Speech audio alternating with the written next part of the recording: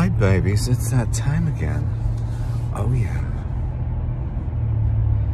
Not as cold as I thought it was going to be today. I thought it was supposed to be like windy and like freezing. It's neither of those. So I've got my tiger coat on and I feel like I could be dressed down.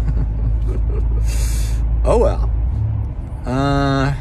Maybe it'll be colder up in Bethlehem later in the day. Maybe I'll be ready and no one else will. There's our message for the day. God help us. I got into Genesis.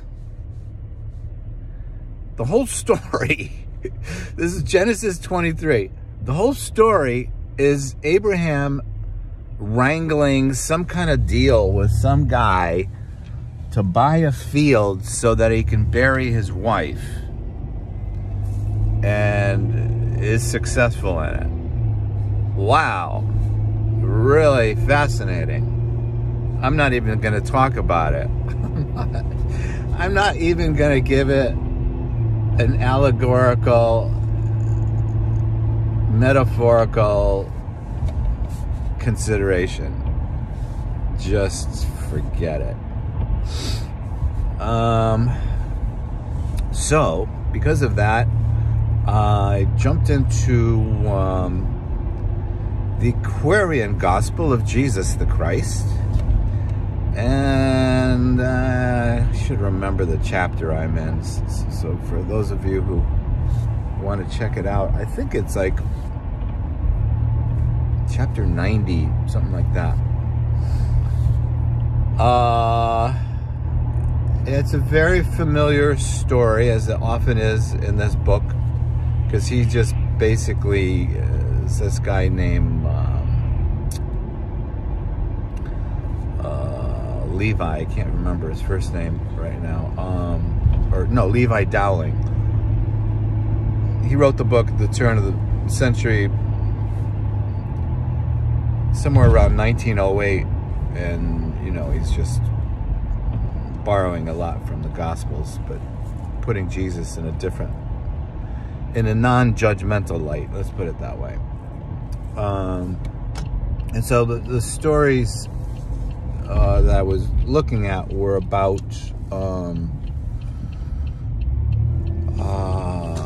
healing on the Sabbath.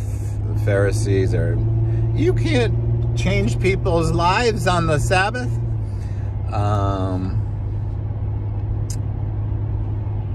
So Jesus healing a guy who's sitting by a pool waiting for the angel to stir it up so he can get healed, but somebody always gets before him. And Jesus gives him a message: honey, healing is ready for anyone. Just believe, baby. Get up and get out of here. And he does. What else is in there? Oh, well, just the kind of a, you know, another pharisaical challenge of Jesus, you know, claiming to be a son of God. He doesn't say the son of God. He says a son of God. And he does that on purpose, because that's kind of the purpose of the book, is to show that all of us are called to be in anointed lives of power, just like Jesus, and that we're all sons of God, and that God and humans are one. It's just a matter of realizing it, basically. So yeah, that's pretty much it. It's a good chapter though, but it's kind of repetitive at this point. I'm noticing it's a lot of the stories don't, I'll just say that there's a lot of repetition of familiar exchanges with those who are unbelieving and those who are believing and being changed. and Jesus just being lovely. And I really love the way he's presented in this book. I really do. I really, really do. Now, speaking of loving the way he's presented, he presented to me in a really lovely way yesterday. I just really felt his support and love and care and nearness and sort of comfort and just everything's gonna be okay, I'm right here, baby, kind of a thing. Really sweet. And it's just unmistakable, because there are times when I'm so like caught up in my own mind and anxiety that, you know, I'm sort of grasping for faith-like mindsets. And he kind of compare that experience with not having any of that and just feeling totally at peace, protected, loved, accompanied. Just like, yeah, baby, we're doing this together. It's all good. You know, it's a huge difference. And so I experienced that yesterday, and I'm continuing to experience it now as I speak. So yeah, honeys, I don't know what else to tell you, babies.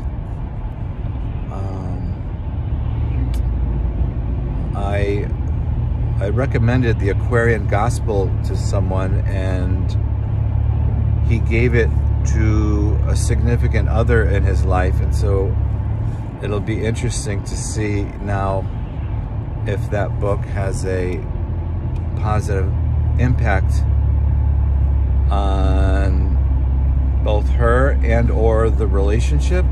So that's exciting.